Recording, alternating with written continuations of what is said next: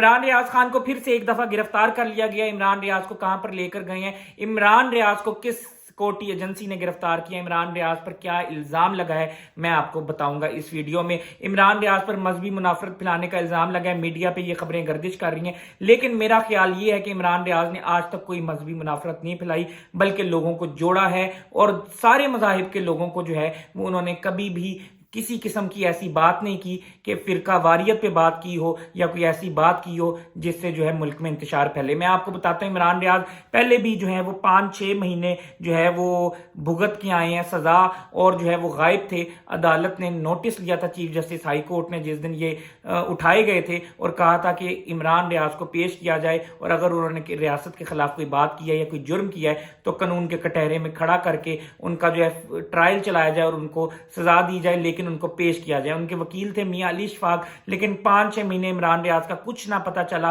Human rights के इदारों ने आवाज उठाई, इंटरनेशनल मीडिया ने आवाज उठाई, लेकिन इमरान रियाज का कुछ पता नहीं चला। जब वो बाजियाब हुए तो वो अदालत के थ्रू बाजियाब नहीं हुए या किसी सिक्योरिटी एजेंसी ने उनको बाजियाब नहीं करवाया, बल्कि उनको जो है इसी तरह से छोड़ दिया गया और फिर वो जो है वो घर पहुंच गए अपने। और मैं आपको ये बात बताता चलूं कि जब वो आए तो वो उनका वजन जो है वो 3 गुना गिर चुका था। इमरान रियाज जब गए थे तो उनका वजन तकरीबन 75 प्लस था, लेकिन जब वो आए तो उनका 50 से बिलो वजन था और उनके जुबान में लुकनत थी, वो बोल नहीं सकते थे, क्योंकि पहले जो है वो फिल बदी बोलते थे, एक्सटेम्पोल बोलते थे और वो अटकते नहीं थे। लेकिन जब वो आए तो उनके असाब इतने कमजोर हो चुके थे, उनका दिमाग जो है वो इस तरह से शार्प नहीं था, इंटेलिजेंट नहीं था, और उनकी जुबान जिस तरह से तेजी तेजी से चलती थी वो उस जुबान में लुकनत थी। वो रुक रुक के बोलते थे, एक जुमले को जो है वो 3 दफा तोड़कर बोलते थे, और जो है फिर उनकी जो सेहत थी वो बहुत ज्यादा गिर चुकी थी। और मेडिकल लिहाज से जब डॉक्टरों को चेक करवाया गया तो उन्होंने कहा इनको 4-5 महीने जो है वो रेस्ट दिया जाए,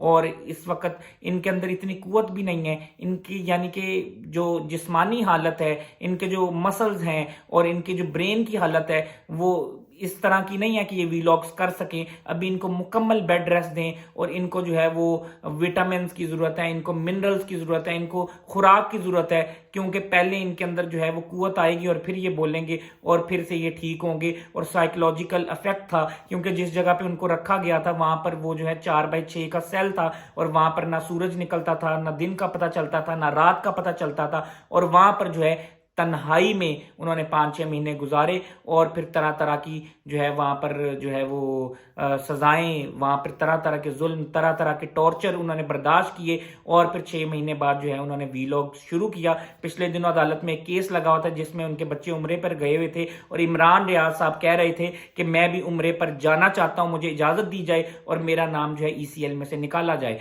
लेकिन अदालत ने उनका नाम ECL में नहीं निकाला। और आज फिर से जब इमरान खान गिरफ्तार हुए थे, पहले PDM की हुकूमत थी, अब फिर से PDM की हुकूमत का जो है वो ऐलान हो चुका है, और एक दफा से फिर इमरान खान जो है गिरफ्तार हो चुके हैं। और मीडिया को उन 16 महीनों में PDM ने जो सलूक किया था मीडिया के एंकर्स के साथ या सहाफियों के साथ, वो तारीख में नहीं मिलता। और मैं आपको एक बात बता दूं, ये छुपा हुआ मार्शल लॉ है, ये ओपन मार्शल लॉ नहीं, लेकिन ये मुल्क का बदतरीन दौर है, मुल्क का बदतरीन मार्शल लॉ है, और ये जो है लोगों पर मुसल्लत किया जा रहा है और दिखाया कुछ जा रहा है, अंडर दी टेबल कुछ और हो रहा है, और सामने जो चेहरे हैं वो आसिफ अली जरदारी जैसे, नवाज शरीफ जैसे, शहबाज शरीफ जैसे, मरियम नवाज जैसे हैं, लेकिन पीछे डोरें कोई और हिला रहा है, फैसले कोई और कर रहा है। जैसे कमिश्नर इस्लामाबाद का आपने एक बयान देखा था कि फॉर्म 45 के साथ क्या किया, कितने वोटों की धांधली की गई, और 2-3 दिन बाद जब उनकी फैमिलियों को उठाया गया तो बयान बदल गया। और अब मैं आपको ये बात बताता चलूं कि अब फिर से वही PDM की हुकूमत आ गई है,